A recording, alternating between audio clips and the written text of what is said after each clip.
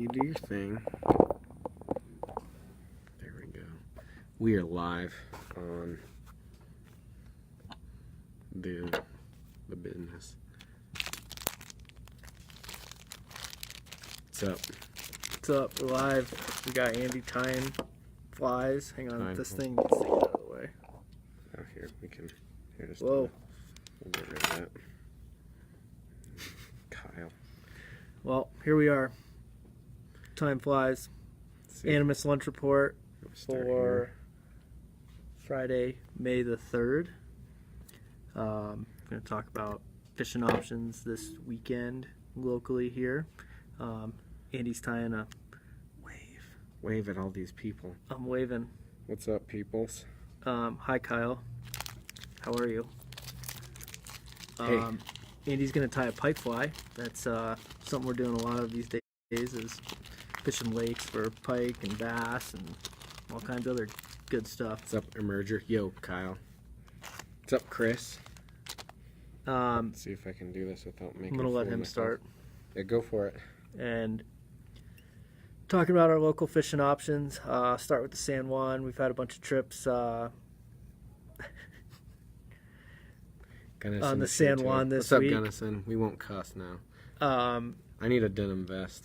Yeah, the denim vest comment got me there for a second. So yeah, been doing some trips on the San Juan this week. Fishing kind of picked up later in the week, it seems like. Guys are fishing eggs, big annelids, like 18 size.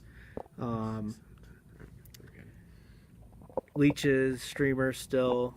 There's some blueing olives coming off, so those guys are all, fishing that stuff. Keep talking. Olives are more in the afternoon time frame. Just something to be a little bit bigger of a fly versus fishing a little midge pupa. So fishing definitely picked up. We had guys catching. Don't forget that. A decent number of fish later in the week here. We also had a few trips with Mark out on the lake at Navajo, fishing for pike and smallmouth. The smallmouth bite was really good down in Navajo. Pike fishing was decent, depends on the day, kind of conditions got to be right for it. But yeah, that fishing's been good if you have a boat to get down there. Just putting some glue on his thread there. I glue my pike flies a lot so they don't die.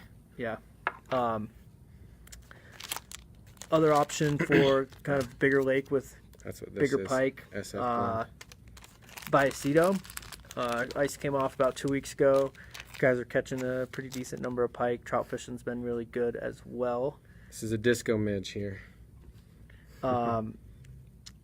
Looking probably more in the afternoon for the pike fishing, kind of getting that water to warm up with the warmer days we've been having, and also some wind with some mud lines. Those fish are going to hang out near those mud lines. Usually the water's warmer in there. Also gives them a chance to hide from their prey. They're kind of ambush predators, so they're going to post up in there and wait for those trout to come by. Also saw some reports of guys catching a few bass too. Some really nice ones. Usually earlier in the season up there, you're going to catch maybe not a ton of bass, but you might get a really big one. Down in Navajo? Oh, no, at Vallecito. Oh, that's good to hear. Trout fishing there has also been really good. They're going to be concentrated either near some of the inlets, big or small, even those little tiny creeks, there's fish around them. They'll probably be eating chronomids in the afternoon, streamer fishing for those guys in the morning. Other lakes to fish, Totten, Pewitt, Narragansett, heard good reports from all of those this week. Fishing for mostly pike, as well as some smallmouth and largemouth. Echo should be open now. Bass fishing there, that's a really cool place if you've never been there. It's south of Bagosa. State record largemouth actually is out of there. There's some really big largemouth in there. As well as assorted panfish. There's trout too, so kind of a cool place to go get the best of a lot of worlds, and not too far away. Flows did kind of come down the last few days on a lot of our area rivers. Most are still pretty dirty, but like the Rio should be starting to fish pretty good with the flows dropping and clearing a little bit. We did have one of our guides went over to the Lower Dolores yesterday to check it out. It's still pretty dirty over there, but the gate's open, so whenever that clears up, that should be a really good option. Kyle, what size wire do you recommend and how do you attach it? Usually 20-pound wire around here is plenty. The Rio Nautable wire we use quite a bit of. I'll show you what that looks like. Right over here. This guy, or this guy. Grab that and bring it over here too. We also have the Not Too Kinky wire, which is a single strand wire. A little different knot to use that stuff. But show the people on Facebook too. Rio Bite wire, that's 20-pound, that's plenty. You can attach that to your monofilament leader with a triple surgeon's knot. So instead of going through the hole twice with both tag ends, you go 3 times. Tie your fly on with your normal knot, either a clinch knot. I've used loop knots with that. This stuff is titanium, single strand wire. Doesn't kink as much, hence the name, Not Too Kinky. But you need to do a little bit of a different knot to attach that. They say you can do a clinch knot or a perfection loop with it. It's on the back. We can show you that stuff if you guys come in here and get some. And then as far as attaching it to your leader, I would just use a barrel swivel and tie a clinch knot in it. It doesn't do the, surgeons or blood knot as well, so attach it just to a barrel swivel. That also keeps your fly line and leader from getting all twisted up. Waving, what's up? What's up, people? What else is going on? Trout lakes, night horse still fishing well, smaller streamers. Also have reports of fish eating chironomids pretty well under a bobber. We heard a rumor about night horse. A rumor. The rumor is that someone caught a smallmouth bass on a night horse. So if that's true, and any of you know anything about that, please. We want to know. We want to know. We want pictures. we want need confirmation if it's happened. If you've caught a smallmouth like night horse. The Bucket Brigade apparently had their heyday there. So may not be true though. Yeah, rumors. How's the crappie fishing on Navajo? Wasn't too good last Saturday. Hasn't been too good since, from what I've heard, but that should change any day now. We're hoping. Whoa. And so Lemon got a really good report of a guy going up there today catching some brown trout. Ice is off, so time to go up there. That's usually one of my favorite times to fish at Lemon, is when the ice just comes off the whole lake. Usually there's some nice brown trout to be caught on streamers. Crayfish patterns are usually my choice there. What else do we have going on? What did I miss? Rio? Talked about the Rio. Flows dropping. You might want to check out Williams Creek as a tributary to the Piedra. It's a top spillway dam, and it was really high about a week ago, but with those flows have come down a little bit. Before it gets warm again, that might be a good option here over the next couple days before it gets too high again. That'll be mostly nymph fishing with patched rubber legs, prince nymphs, even just a black woolly bugger, straight black woolly bugger to imitate some of those bigger stonefly nymphs over there. Same kind of stuff on the Rio, mostly going to be nymphing, but can probably fish some smaller streamers that might imitate one of those stonefly nymphs that's gotten dislodged from the bottom. I think we're Andy's monstrosity of a fly to catch the biggest pike in Vallecito. That's what we're gonna go do Sunday. Maybe go try to catch one of those big boys. It's a good time of year to do that, and if you've never done it, it's really fun. Something that you should definitely take advantage of in our area. What I'm doing here is I'm using a lot of EP. For the tail, I used SF blend, but for the body of this and the bulk of this, I use EP. And EP packs don't seem that cheap, but I have found that it lasts a long time. And it's one of the cheapest pike flies I have found to make. and just constructing it out of EP, because you can get maybe 40 flies out of an entire pack of EP, probably more. Remember, I'm doing black and purple here. And they're super durable. They last a long time. Yeah. And every few wraps, I'm also gluing it down so that traps that fiber and can't get out. You don't get fish getting ripped out of there when those big toothy critters get it. you cut through that pretty easy. Also tomorrow morning Yeah. at 10 we have our second week of our free basic fly tying clinics. We're going to do some casting as well as a little bit of rigging. So we'll be meeting here at the shop at 10 and then taking off to go to one of the parks here in town to do some casting for an hour, and then we'll come back to the shop and talk about some rigging and some knots and things like that. So Getting there. Andy's cranking away. I am. And if we don't get this all done on our live video, I'm going to make a video of this fly right after we finish this live, and then you can check it out on our YouTube channel. I should hopefully have that up there in about a few days, maybe a week. I'll try and get that done quickly, because I really have had a lot of luck with this fly. It's essentially a giant peanut butter, if you guys know the peanut butter from Puglisi.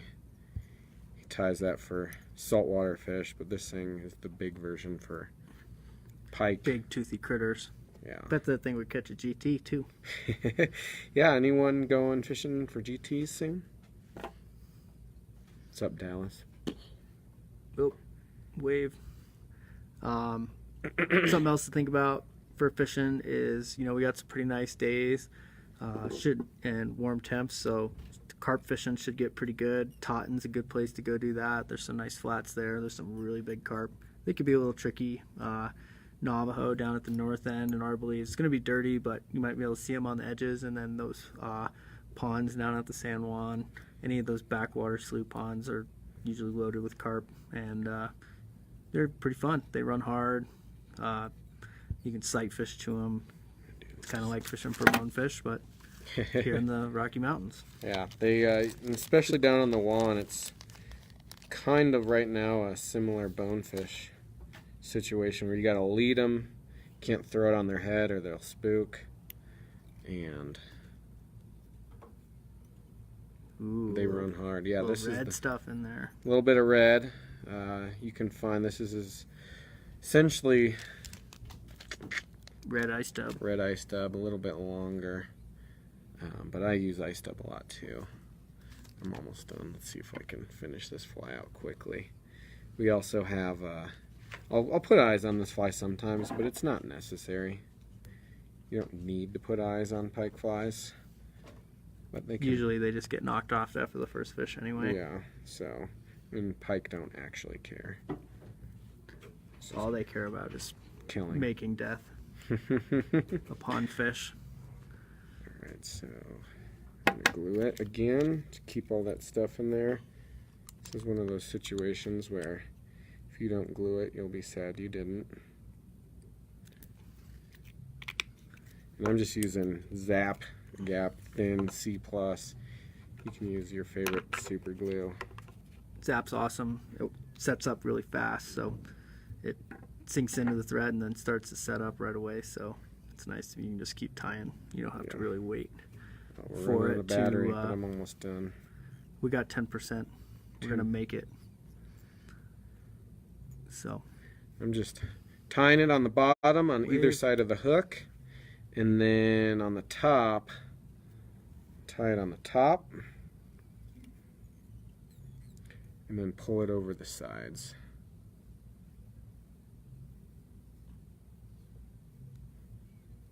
is that how you tie your peanut butters too? Or you just tie it on one side and then wrap it over? You can do it either way with peanut butters.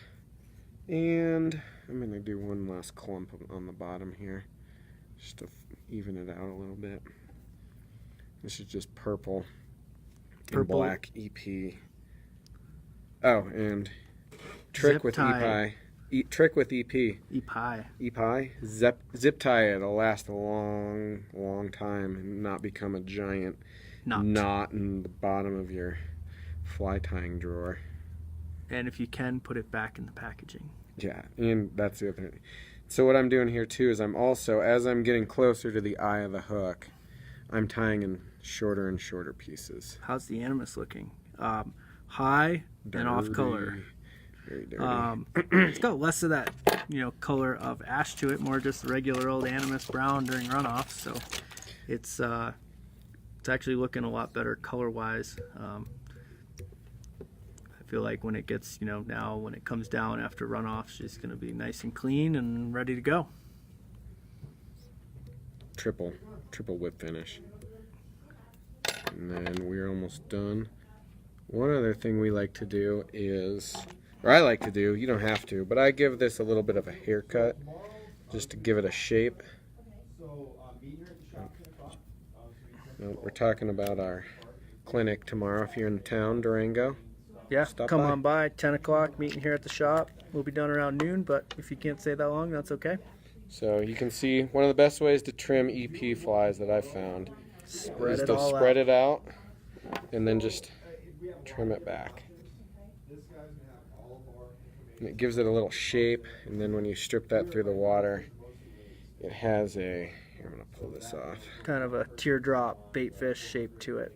But yeah, So you can see that. you can take a comb or just do it with your fingers, chop it all. Doesn't have to be super neat, but just to give it that kind of teardrop shape. You can tear it around, comb it a little bit. Andy I'm almost really there. likes the combing. I do. Pick it out. And this is a fly that is not hard to tie. It looks kind of, everyone sees the giant pike flies that everyone in Europe fishes. It's not what I would fish in Colorado for our pike. They just don't like a lot of flash. They like a little bit. And they, 6 to 8 inches is usually what I shoot Plenty. for. Trim that a little bit more. But yeah, and then you can glue eyes on that or just fish it as is. Go for that bullet shape. Boom. Oh, got a little bit of a push whisker. some water there. All right. Well, thanks. Thank you, sir. Thanks for tuning in, and I'm Yeah. gonna once again. I will have this hopefully in the next week on YouTube. If you ever want to come back, shoot us a text or shoot us a message. And what other colors? I tie them in actually 2 other colors. If you want to hang on. So predominantly for most of our pike fisheries, black and purple or black and red, olive when the water's, and white when the water's a little clearer. Yellow I've done well on. 2 of my favorite colors. Chartreuse, like fire tiger colors. There you Yep. go. You could just do this straight or this with white. And then my other favorite color especially for Vallecito is EP backcountry, and I'll even hit that with a Sharpie. Put a little pink of whatever you want or red. And do we like Loon Tools? I do like this. Yeah, hold on. Andy's got them all. I do like Loon Tools a lot. This isn't just a plug because we do sell them. I do tie with them a lot. They also definitely make the best lights. Their lights are awesome. And one thing about this bobbin, unlike all other bobbins, you can get a big grip on it and crank on it. That's one thing I like. If you're a dude, I'm not a dude with big hands, but if you're a dude with big hands, you know what they say. This is the bobbin for you. All right, everyone. All Thanks right. for watching. We'll see you next week about the same time on Friday, and we'll do Animas Lunch Report. Hopefully we'll have some good news for you. All right. Some great fishing to do. Thank you, Peace. guys. Take it easy.